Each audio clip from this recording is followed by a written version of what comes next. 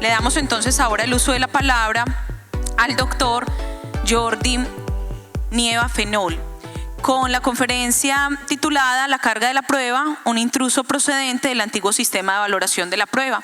Una conferencia que la verdad me llama mucho la atención porque para valorar la prueba existen 3 sistemas a los cuales no sé si Jordi hará alusión, pero él hace una crítica muy fuerte al sistema de la prueba legal, que es lo que nosotros conocemos como sistema de tarifa legal. Tiene 10 minutos, profesor Jordi. Muchas gracias. Antes de empezar me gustaría sumarme al homenaje al doctor Iván Vila.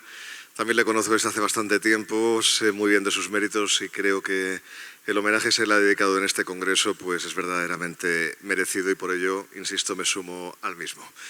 Dicho lo cual, pues para responder a la pregunta que me ha hecho sin ánimo de venganza la moderadora de esta mesa, se lo voy a intentar contar como si fuera un cuento. Érase una vez un sistema llamado de tarifa legal o sistema legal de valoración de la prueba. Este sistema tenía algún origen romano, pero remoto, pero sobre todo se lo inventaron en la práctica, fundamentalmente, durante la Baja Edad Media. Y era un sistema que estaba dirigido sobre todo a jueces que no tenían ni idea de derecho, y mucho menos ni idea de prueba, porque no estaban demasiado bien formados. Entonces decidieron los doctrinantes de la época ponerles las cosas muy fáciles a los jueces, de manera que no tuvieran que entretenerse mucho en saber si un testigo mentía o no mentía, eso es complicado, ¿no? En saber si una parte dice la verdad o no dice la verdad, lo mismo, exactamente igual de complicado, que no tuvieran que leer el documento. No solían saber leer, y bueno, y así pues construyeron un sistema en el cual uno, para ganar un proceso, tenía que tener una prueba plena, una prueba que se llamaba plena. ¿Cuándo conseguía uno una prueba plena? Pues conseguía uno una prueba plena cuando tenía a una de las partes que juraba decir la verdad. Como había jurado por Dios, es obvio que, en base a su fe, tiene que estar diciendo la verdad, porque de lo contrario recibiría un castigo divino. Rápido se dieron cuenta de que esto no era así, o sea, que esto no funcionaba de esta manera, pero lo cierto es que en un primer momento lo creyeron, con lo cual el que juraba estaba diciendo la verdad. Eso es prueba plena. Segunda prueba plena. Si no quiero jurar, o si he jurado pero también lo ha hecho el otro, entonces ¿qué puedo traer? 2 testigos. ¿Por qué no 1? No, 2. ¿Por qué? Porque lo decía la Biblia. Y la Biblia lo decía porque lo había dicho el Código de Hammurabi, que esa es otra que no es tan conocida, pero es así, ¿no? Bien, con lo cual si uno tiene 2 testigos, ya gana el proceso. Bien, tiene una prueba plena. ¿A esos 2 testigos hay que escucharlos? No, en absoluto. No hay que escucharles para nada. Sencillamente hay que traerlos y decir, ¿tú dices lo mismo que este? Sí, ya te puedes ir. ¿Tú te ratificas? Sí, ya te puedes ir. Bien, segundo tipo de prueba legal. Tercer tipo y último de prueba plena. Uno también tenía una prueba plena si traía un documento público. Es decir, uno se había ido a un notario y había dicho, yo debo tal cantidad, y el notario daba fe de aquello. Sin más, con lo cual ya tenías el tercer tipo de prueba plena. En este contexto, fallar en el proceso era muy sencillo. Decidir era muy sencillo. Sencillamente, imagínense que las 2 partes son la doctora Diana Ramírez y la doctora Liliana Damaris. La doctora Liliana jura que la doctora Diana le debe 1 millón de pesos. Lo jura. Y la doctora Diana dice justamente lo contrario. Tenemos 2 pruebas plenas que se excluyen. La doctora Liliana Damaris dice, bien, pero es que yo además traigo testigos. ¿Cuántos testigos traes? 10 testigos. 1, 2, 3, 4, 5, 6, 7, 8, 9, 10. ¿Tú cuántos traes? 1, 2, 3, 4, 5, 6, 7 y 8. Vale, tenemos 2 juramentos, 10 testigos por un lado y 8 testigos por otro. ¿Quién gana el proceso? Se pone la balanza de la justicia, ya saben, gana la doctora Liliana. Qué fácil, ¿verdad? Claro, en este contexto era muy importante tachar los testigos, que la doctora Diana dijera, de esos 10 testigos, este es familiar, este es amigo, este es un mentiroso, claro, y así, por ejemplo, quedaba en 7 a 8. Y a partir de ahí ganaba el proceso la doctora Diana. Qué fácil, ¿verdad? Bueno, pues el sistema de prueba legal era tan estúpido y tan absurdo como esto. Era un sistema en el cual se utilizaba una institución que es a la que yo he llamado intrusa en el título de esta ponencia, que es la carga de la prueba y que funcionaba muy bien. Acuérdense lo del tema de la balanza, la carga, etcétera, ¿eh? O sea, está todo relacionado con lo mismo. Claro, en este sistema en el cual yo lo que tenía que ver es cuántas pruebas traía cada una sin valorarlas, esto es importante, entonces, ¿yo cuándo utilizaba la carga de la prueba? Pues cuando la explicaban en los manuales de aquella época la doctrina. La utilizaba no al final del proceso, sino al principio del proceso.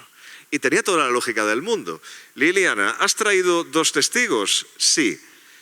Diana, ¿has traído más testigos que Liliana? No, he traído uno solo. Bien, ha ganado Liliana.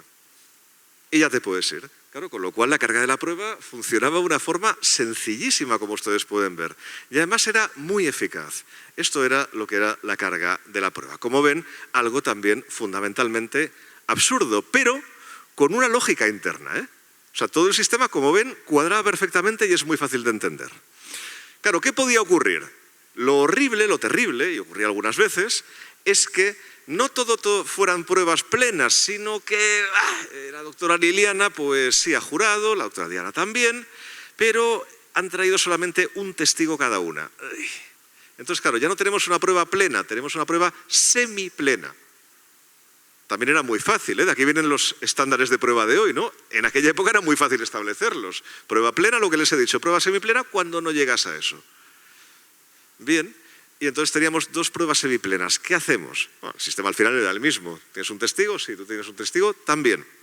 ¿Hay alguna prueba más? Sí, yo tengo un documento. Bien, ya está, gana la doctora Diana.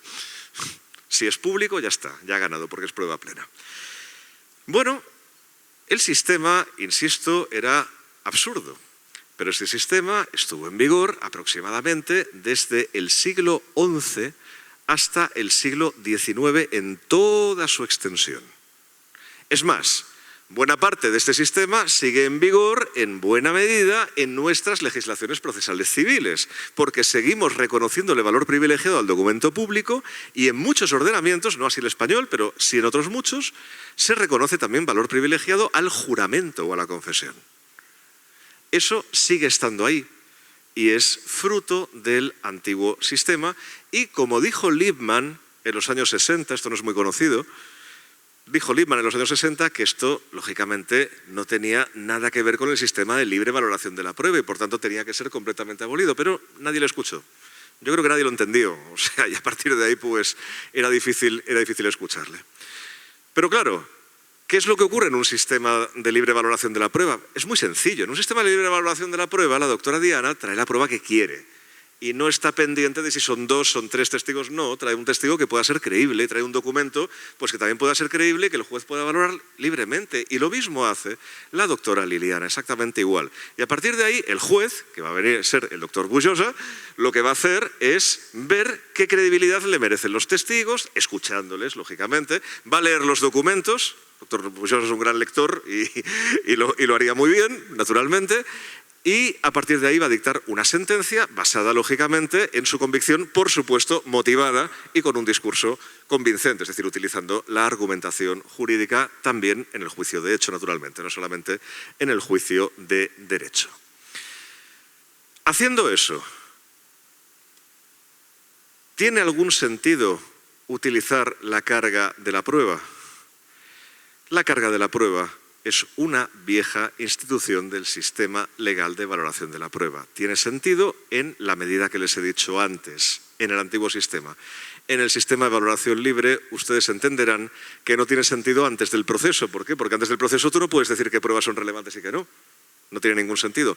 Y me pueden decir lo que dicen los alemanes, bueno, pero al final del proceso, si no tienes prueba que valorar, si no hay nada que valorar, entonces puedes utilizar la carga de la prueba. A ver, ya es complicado llegar a ese extremo, ¿eh? O sea, porque llegar a un extremo en el cual ninguna de las dos partes hayan traído ninguna prueba al proceso, raro. Pero supongamos que lo han hecho. o lo han hecho y las dos lo han hecho por igual, el juez sigue albergando dudas y decir, ¿qué hago? ¿No? Entonces, ¿qué dice la carga de la prueba? Dice, bueno, pues dale la razón al que tendría que haber aportado la prueba que te interesa y no lo ha hecho. Es decir, al que lo tenía más fácil para aportar la prueba y no lo ha hecho. Y eso le pone en otro compromiso al juez. ¿Quién lo tenía más fácil? Es muy complicado de decir. No es algo tan sencillo, ni muchísimo menos. Simplemente porque lo que hay que hacer, y con esto concluyo, es valorar la prueba al máximo, exprimirla en su mayor medida.